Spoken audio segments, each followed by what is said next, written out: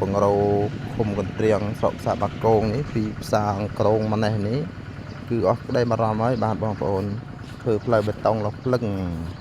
ចាប់ពីផ្សារក្រុងឡើងមកឆ្លងកាត់ទៅលងវែងណាបងប្អូនអាចជិះផ្លូវនេះបានស្រួលអត់មានហុយអត់មានអុយអត់មានរលាកអត់មានអុយទេបាទបងប្អូនបានទៅអាចឆ្លងកាត់ពីផ្សារក្រុងទៅលងវែងបានបាទផ្លូវស្រួលបងប្អូនទៅទៅតែផ្លូវចូលទៅក្នុងផ្ទះខ្ញុំនេះក៏ស្រួលដែរបងប្អូនដាក់ការละลายភ្លឹងអស់ទៅលេងហើយប្រាក់ឡាពេញមួយដីទាំងអស់ណា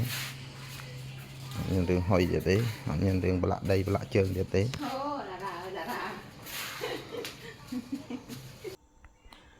នឹងឲ្យខ្ញុំសូមថ្លែងអំណរគុណដល់ថ្នាក់ដឹកនាំពីខាងលើដូចជាខាងស្រុកហើយនឹងគម្រោងខាងរបស់ឃុំកន្ទ្រាំងហើយនឹងស្រុកផ្សារបាគងដែលបានផ្ដល់ផ្លូវបេតុងមួយខ្សែនឹងដែរបានជិះស្រួលអត់មានផុកអត់មានហុយទៀតទេចាប់ពីថ្ងៃនេះទៅហើយ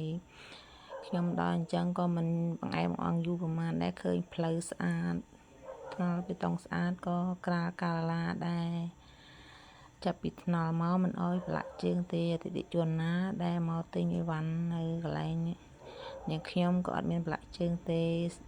នឹងហើយមានអីច្រើនទេមានតែអរគុណប៉ុណ្ណោះឯងនេះចង់បង្ហាញដែរអត់មានប្រឡាក់ដៃអីទៀតទេអរគុណច្រើនជម្រាបលា